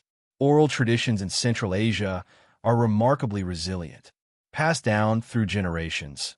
They preserve events long after written records are lost. While details change, core elements endure. When multiple traditions reference similar figures or symbols, it suggests a shared memory of something unusual. Not proof, but indication. There is also the placement of symbols to consider. Many are found in liminal spaces, edges rather than centers. This aligns with the behavior of a discrete order operating within another empire. You do not place your symbols at the heart of power. You place them where they will be seen only by those who pass through. Travelers, messengers, those already moving. The step itself amplifies this effect. With so few permanent structures, any mark on stone becomes significant. A carving endures because there is nothing to erase it. Over centuries, meaning fades, but presence remains. Stone remembers. Critics argue that seeing Templar symbols in Asia is a projection, a desire to find patterns where none exist. This caution is valid. Human beings are excellent at imposing meaning, but caution cuts both ways. To refuse to consider patterns because they challenge accepted narratives is also a form of bias. The question is not whether every symbol proves Templar presence. The question is whether the cumulative pattern suggests contact. Symbols do not exist in isolation. They exist within systems, routes, cultures, and histories. When symbols aligned with European esoteric traditions appear along known Silk Road paths, in regions open to foreign specialists, during a period of known East-West interaction, coincidence becomes less convincing, especially when those symbols do not serve local religious needs. Another intriguing element is absence. In some areas, symbols appear suddenly and then stop. No gradual evolution, no local lineage. This suggests introduction rather than development. Something arrived, left its mark, and moved on. A passing presence. The Templars, if present, would not have sought converts or monuments. Their symbols would serve internal purposes, orientation, identification, memory. They would be meaningless to outsiders, which is exactly what we see. Over time, such symbols lose context. They become curiosities. Scholars debate them. Locals incorporate them into new stories. Meaning dissolves, but form persists. This is how secrecy survives history. As we prepare to move into the later stages of this journey, the picture that emerges is not one of conquest or colonization, but of subtle integration. The Templars, if they reached the step, did not reshape the land. They allowed the land to absorb them. What remains are not declarations, but murmurs. Not fortresses, but marks. Not certainty, but suggestion. And suggestion is often where truth hides longest. Because symbols were never meant to convince the world. They were meant to be recognized by those who already knew the road. Every historical mystery eventually leads to a deeper, more uncomfortable question. Not what happened, but why we were never told. By the time we reach this point in the story, the possibility of Knights Templar activity beyond Europe no longer feels like pure speculation. Too many threads converge. The Silk Road's openness, Mongol tolerance, unexplained disappearances, anomalous maps, and scattered symbols. And yet, none of this appears in standard histories. There are no chapters in textbooks titled The Templars in Asia. No lectures in universities exploring their possible Eastern survival. Silence, at this scale, is rarely accidental. History is not simply a record of the past. It is a curated narrative shaped by institutions, power structures, and cultural priorities. What is remembered is chosen. What is forgotten is often deliberately ignored, minimized, or framed as irrelevant. The story of the Knights Templar fits neatly into this pattern. Their official narrative is convenient. Rise, corruption, fall. It reinforces the authority of the medieval church, justifies royal power, and presents a clear moral lesson about wealth and secrecy. Allowing the possibility that the Templars escaped, adapted, or survived beyond Europe disrupts this narrative. It suggests failure, failure of persecution, failure of control, failure of finality. Institutions do not like unfinished stories. The Church, in particular, had strong reasons to frame the Templars' destruction as complete and justified. To admit that the order may have carried its beliefs, knowledge, or influence beyond papal reach would undermine ecclesiastical authority. It would imply that truth and legitimacy were not confined to Rome. That implication is dangerous. Similarly, monarchies benefited from portraying the Templars as defeated. Kings like Philip IV of France seized their assets and eliminated a powerful rival. Acknowledging that Templars may have escaped, possibly with wealth or knowledge, would suggest that the purge was incomplete. History rewards winners with credibility. Academic history, too, plays a role. Modern scholarship relies heavily on written records, preferably those preserved in European archives. Asia, particularly Central Asia and Mongolia, preserved much of its history orally or in fragmented records that were never fully translated or prioritized. What cannot be easily cited is often dismissed. Absence of documentation becomes absence of possibility. This creates a feedback loop.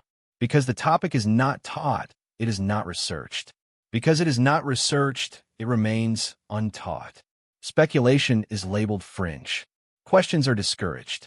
Over time, silence hardens into certainty. But certainty built on omission is fragile. There's also a cultural bias at work. Western historical narratives have long centered Europe as the driver of progress and meaning. Asia appears either as a distant curiosity or an invading force. The idea that a European order might integrate into Asian systems, learn from them, adapt to them, challenges this hierarchy. It suggests exchange rather than dominance. Such ideas were particularly uncomfortable during the formation of modern historiography in the 18th and 19th centuries, when European empires were asserting cultural superiority. History was written to support that worldview. Complex, blended narratives were simplified or erased. The Templars did not fit the story Europe wanted to tell about itself. Another factor is discomfort with ambiguity. The possibility of Templar survival in Asia does not offer neat conclusions. There is no single document to point to, no definitive ruin to excavate, no clear end date. Instead, there are patterns, echoes, and probabilities. Modern education prefers clarity, but the medieval world was not clear. It was fluid, uncertain, and interconnected in ways we are only beginning to appreciate. To acknowledge this requires humility, the willingness to admit that we do not know as much as we think we do. There is also fear of conspiracy.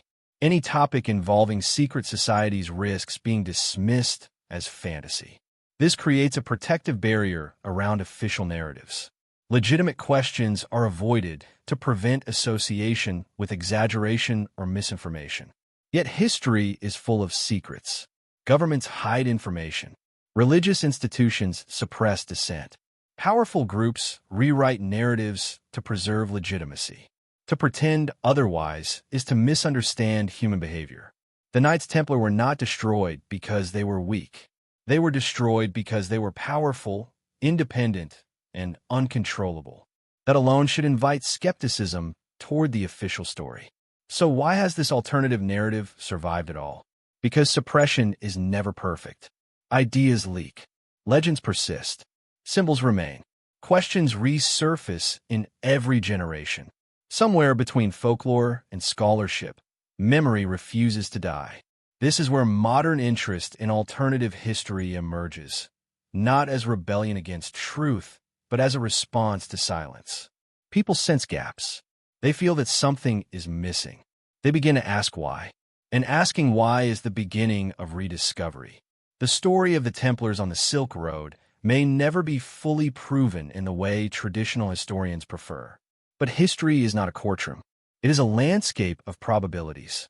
And the probability that a powerful, mobile, persecuted order simply vanished without attempting escape, despite clear routes, allies, and incentives, grows weaker with every unanswered question. What remains is a choice. We can accept the official ending because it is comfortable. or we can allow uncertainty, explore the margins, and admit that history may be far larger and stranger than we were taught. Suppressed narratives do not disappear. They wait. And sometimes the most radical act is not to invent a new story, but to listen carefully to the one that was never allowed to be told. In Mongolia, history does not live primarily in books. It lives in memory, in song, in story, and in the long pauses between words spoken beside a fire. This is a land where silence itself carries meaning, where not everything important is written down, and where the past is preserved not through archives, but through repetition. To understand what may have happened here, one must first accept a difficult truth. Some histories survive precisely because they were never written. This creates a problem for modern historians and an opportunity for mystery. Mongolian culture has long relied on oral tradition. Epic poems, ancestral lineages, spiritual encounters, and historical events were transmitted through storytellers, shamans, and elders. These narratives were flexible, adapting slightly with each telling, but their core elements endured. Names might change, details might blur, but the essence remained intact. Oral history does not preserve facts. It preserves meaning. Within these traditions are recurring references that catch the attention of anyone searching for anomalies. Stories of foreign holy men arriving from the West. Pale-faced warriors who did not conquer, but observed. Travelers who prayed differently, lived under strict rules, and left no descendants. Figures who arrived quietly, stayed briefly, and vanished without trace. These stories are never central. They exist at the edges of larger epics, and that is precisely what makes them interesting. In oral traditions, central figures are heroes, khans, and ancestors. Peripheral figures are often outsiders, those who passed through but did not belong. Their presence is acknowledged but not explained.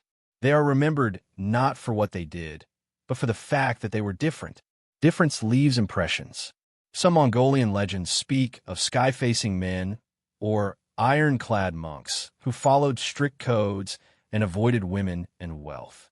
Others mention travelers who carried no tribal identity, pledged loyalty to no khan, and yet were treated with respect. In a culture deeply rooted in clan and lineage, such figures stand out. They are remembered because they do not fit. These accounts are not presented as grand revelations. They are told casually as background details. This makes them more credible, not less. Oral traditions exaggerate heroes, not footnotes. When an outsider is remembered without embellishment, it suggests authenticity. Yet these stories are rarely translated, rarely studied, and rarely connected to Western history. Language is one barrier. Mongolian oral tradition is rich, metaphorical, and deeply contextual.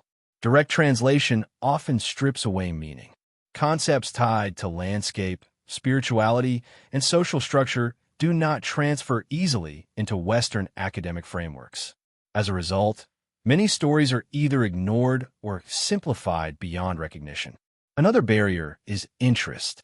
Western historians have not traditionally looked to Mongolia for answers about European orders. Research funding follows expectations. Mongolia is studied for Mongol history, not for potential connections to medieval Europe. When questions are not asked, answers remain invisible. This is not suppression in the dramatic sense. It is neglect, but neglect can be just as effective. There is also a cultural reluctance to interpret Mongolian stories through foreign frameworks. Doing so risks imposing external meaning on indigenous narratives. This caution is valid, but it can also become a shield against uncomfortable connections. The result is isolation. Mongolian history studied in one academic silo, European history in another.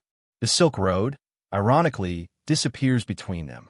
Some legends describe foreign travelers who brought strange symbols, marked stones, or followed star-based navigation. Others speak of men who sought high places, prayed beneath open sky, and avoided permanent dwellings. These details align eerily well with what we know of Templar discipline and symbolism. Yet alignment is not proof. And oral traditions do not aim to prove anything. They aim to remember. Another recurring theme in Mongolian legends is disappearance. People arrive. They leave.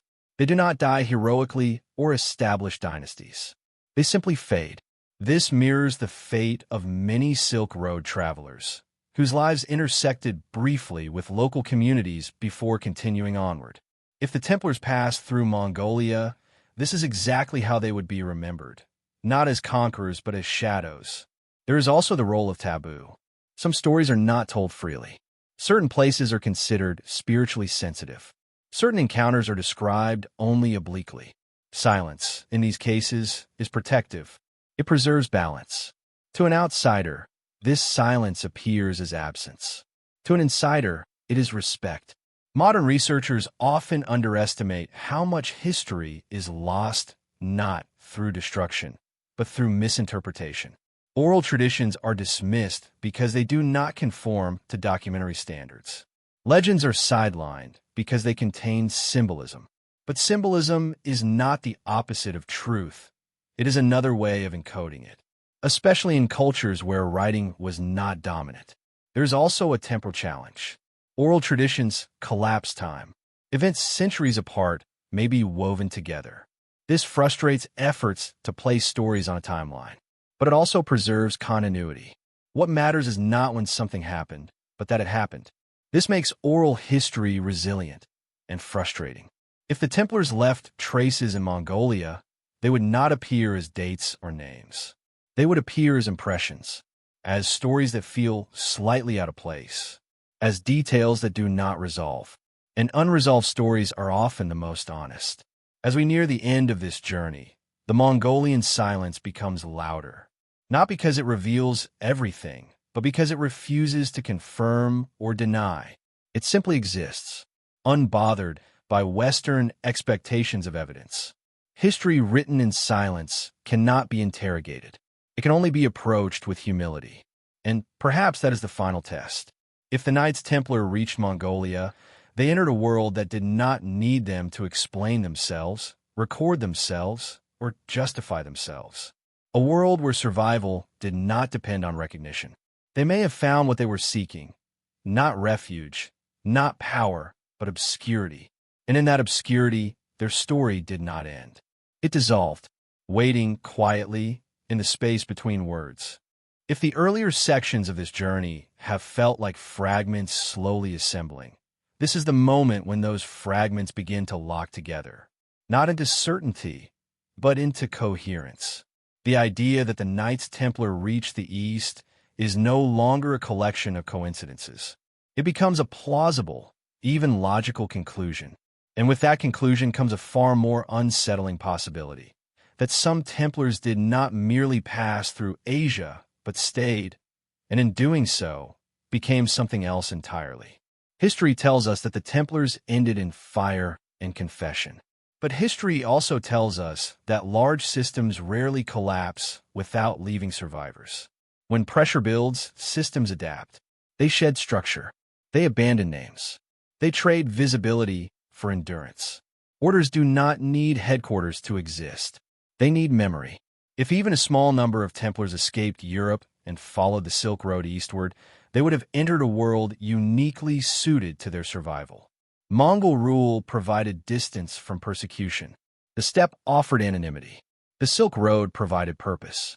Over time, the defining features of the order, uniforms, castles, public rituals, would have become liabilities rather than assets. So they would have been abandoned. What remains, then, is the idea of the last Templars not as knights in armor, but as individuals bound by shared discipline, knowledge, and silence. Men who no longer fought crusades, but guarded something more abstract, tradition, memory, or understanding. A secret order does not announce its survival. It proves it by lasting. In this scenario, the Templars of the East would not resemble their Western predecessors. They would not wear crosses. They would not identify themselves openly.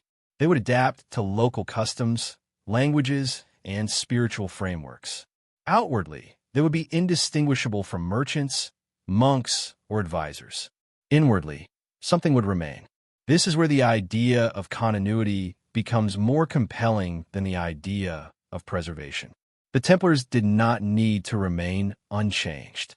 They needed to remain aligned with a code, a purpose, or a worldview that transcended location. And Asia offered fertile ground for such transformation. In Mongol and Central Asian societies, identity was often fluid. Allegiance shifted. Names changed. Lineage mattered, but function mattered more. A foreigner could become local without erasing his past. A belief could coexist with others without demanding dominance. This environment would allow a secret order to dissolve into society while maintaining internal cohesion. There are hints, always hints, never declarations, that something like this may have occurred. Accounts of foreign advisors who served Mongol rulers with unusual discipline. Mentions of men who followed strict ethical codes, avoided wealth, and lived communally despite access to power. Stories of travelers who seemed guided by something other than profit or ambition. These figures appear briefly, then disappear from records, exactly as one would expect. Over generations, any remaining structure would weaken. Without recruitment, without public identity, the order would shrink. But knowledge does not require numbers. A teaching passed from one person to another can survive centuries, especially if it is designed to do so. This reframes the idea of survival. The Templars may not have survived as an institution, but institutions are not the only way ideas endure. They may have survived as a lineage of thought scattered across Asia, embedded within other traditions, indistinguishable from them. This is how true secrecy works. It does not resist change.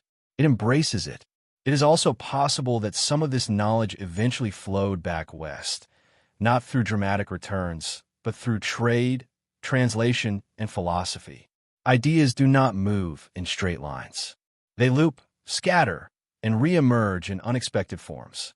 The Renaissance did not appear from nothing.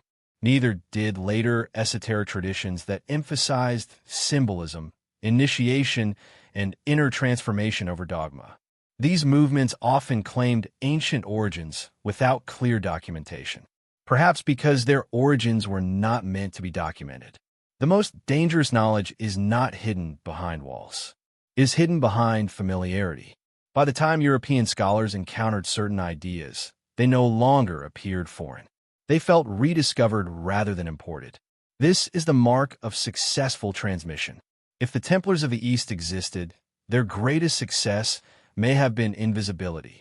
No final battle, no dramatic revelation, no return to reclaim Europe, just continuity through obscurity. This challenges the very way we think about history. We prefer endings. We want closure. We want villains punished and heroes remembered. But reality is rarely so accommodating. Reality favors survival through compromise. The Knights Templar may have understood this better than anyone. In Europe, their refusal to compromise sealed their fate. In Asia, compromise may have saved them, not morally but existentially. They would have learned when to speak, when to remain silent, when to let identity fade. And perhaps that was the final initiation. To exist without recognition, to serve without reward, to protect without possession. If so, then the true legacy of the Knights Templar is not buried treasure or lost fleets. It is the demonstration that power does not always seek visibility, and that sometimes the most enduring orders are the ones history cannot clearly see. As we move toward the closing of this journey, one truth becomes unavoidable. If the Templars survived in the East, then history did not lose them. History simply stopped looking. And what remains is not a question of whether they existed, but whether we are willing to accept a form of survival that leaves no monuments, no names, and no clear proof. Only echoes. Echoes that still move quietly along old roads, beneath open skies, waiting for those who understand that the greatest secret an order can keep is that it never truly ended. Even if the Knights Templar vanished from Europe and dissolved into the vastness of Asia, their story does not belong only to the medieval past. History does not stay buried. It resurfaces in patterns, institutions, and unanswered questions that stretch into the modern world. The true power of the Templar mystery lies not in what ended, but in what may have quietly continued, shaping ideas, structures, and silences that still surround us today. Modern geopolitics often treats Central Asia and Mongolia as peripheral, remote, or strategically inconvenient. Yet for centuries, these regions have remained curiously resistant to full transparency. Vast areas are underexplored. Archaeological research is limited. Oral traditions remain untranslated. Even today, Mongolia holds regions where access is restricted, not by law alone, but by geography and culture. This persistent inaccessibility fuels a subtle sense that something remains untouched, not merely physically, but historically. The modern world favors documentation, yet also produces unprecedented blind spots. Secret societies did not end with the Middle Ages. They changed form. Intelligence networks, financial systems, ideological movements, and private organizations now operate across borders with the same principles the Templars once mastered: decentralization, compartmentalization, and loyalty to structure rather than place. This does not mean modern institutions descend directly from the Templars, but it does suggest that the template they pioneered never disappeared. Systems outlive their creators. Consider how knowledge is controlled today. Certain archives remain classified. Certain histories remain sensitive. Certain regions are studied endlessly, while others are curiously ignored. Power still determines what is remembered and what is forgotten. The mechanisms have changed, but the logic remains familiar. The Templars understood that visibility invites destruction. In the modern age, invisibility is often mistaken for irrelevance. But invisibility can also be strategy. Quiet influence does not announce itself. It embeds. It normalizes. It becomes background. There is also the continued fascination with the Templars themselves. Books, films, documentaries, and online communities return to them again and again. This persistence is not accidental. Cultural memory clings to stories that feel unfinished. The Templars were not simply defeated. They were interrupted. An interruption creates tension. Modern researchers who investigate alternative histories often encounter resistance. Not always overt, but structural. Funding dries up. Topics are labeled fringe. Serious inquiry is quietly discouraged. This does not require conspiracy. It requires priority. What is deemed important receives attention. What complicates narratives does not. Complexity is uncomfortable. Mongolia remains a particularly intriguing silence. Despite technological advances, satellite imagery, and global connectivity, large portions of its history remain locally held. Oral traditions are passed down without urgency to translate them. Sacred sites are protected through cultural respect rather than public disclosure. This preservation through restraint stands in stark contrast to the Western impulse to catalog and expose everything. Not everything is meant to be revealed. If remnants of Templar presence or influence exist, they would not take the form of obvious ruins or signed documents. They would appear as alignments, similar ethical codes, symbolic echoes, shared principles across distant cultures. These are difficult to measure and easy to dismiss, yet they persist. Patterns do not require proof to exist. Modern esoteric traditions continue to emphasize ideas associated with the Templars: inner transformation, discipline, symbolic understanding, and guarded knowledge. These ideas appear across religions and philosophies, suggesting transmission rather than invention. Whether or not the Templars carried such teachings east, the continuity of these concepts suggests a deeper human current that flows beneath history. And currents do not belong to one source. There is also the modern obsession with lost knowledge, ancient wisdom, forgotten technologies, suppressed truths. This obsession reflects a collective intuition that the past was not as ignorant as we are told, that something was known, then lost, then partially recovered. The Templars sit at the center of this intuition because they represent the possibility that knowledge can be guarded, and that guardians can disappear. Disappearance implies intention. Even today, archaeology in Central Asia occasionally reveals anomalies, structures that do not fit known patterns, artifacts without clear lineage. These finds are often explained away or left unexplored due to lack of resources. The result is not deception, but stagnation. Questions remain unanswered, suspended in academic limbo. Unanswered questions have power. The modern world also mirrors the medieval one in another way: fear of destabilizing narratives. Just as medieval authorities suppressed ideas that threaten control, modern institutions manage information to preserve order. This is not inherently evil, but it does shape history. If the story of the Templars teaches us anything, it is that power fears what it cannot command. What remains hidden today may not be a physical secret, but a conceptual one. The idea that history is incomplete, that survival does not always look like victory. That disappearance can be deliberate. The Knights Templar may no longer exist as an order, but the strategies they embodied, mobility, secrecy, adaptability, are more relevant than ever. In a world of digital surveillance and global systems, the ability to remain unseen is power, and power rarely announces itself. Perhaps the true echo of the Templars is not found in Mongolia's soil, but in the way modern humanity still grapples with knowledge, authority, and silence. The past has not vanished. It has folded into the present. The Silk Road still exists, now transformed into data routes, financial corridors, and ideological pathways. Information still moves east and west. Cultures still blend. Ideas still survive by adapting. And somewhere within that flow, the memory of an order that refused to end may still linger. Not as knights, not as legends, but as a reminder that history is never as complete as it claims to be. What remains hidden is not necessarily buried. Sometimes, it is simply moving quietly through the world, unnoticed, waiting for those who understand that the most enduring truths are rarely written down and never fully revealed.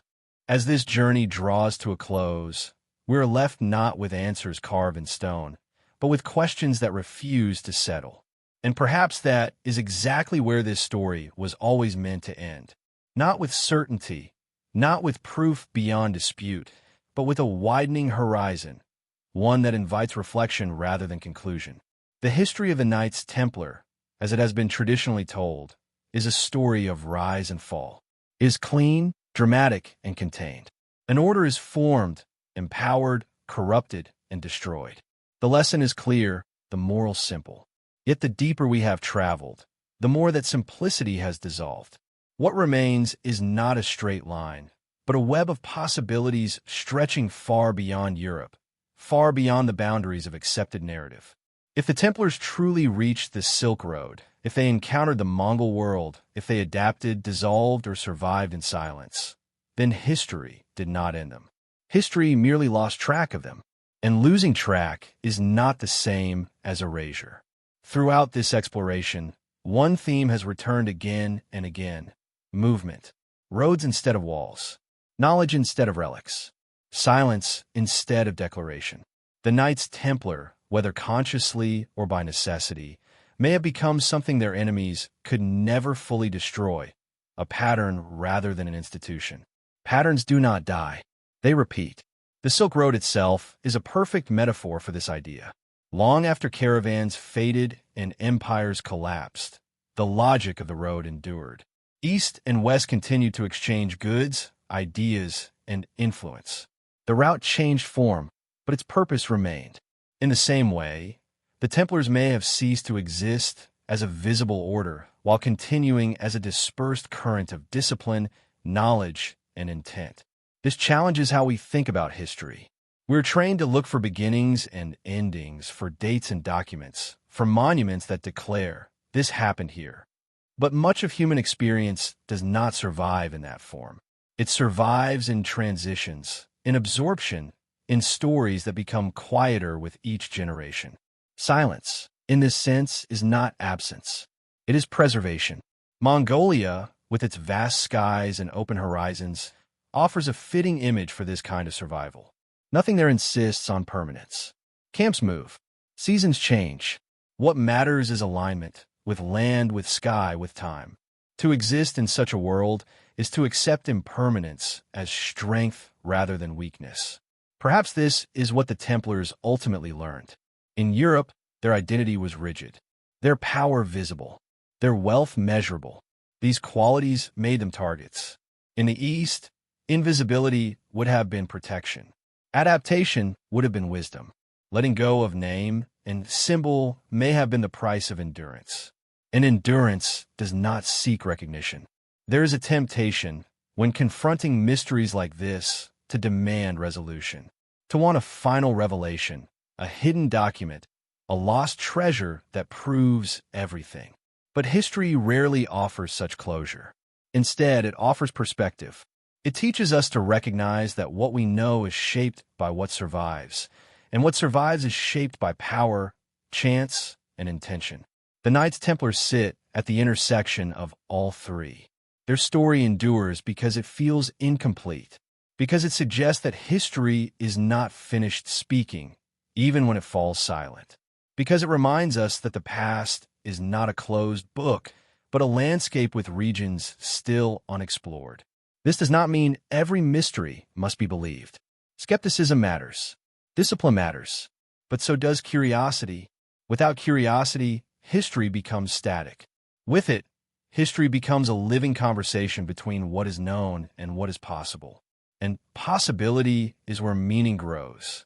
As we look beyond the horizon, the question is no longer whether the Templars reached Mongolia or whether they survived in the East. The deeper question is why such possibilities matter to us now. What do we recognize in this story that feels relevant, unresolved, or familiar?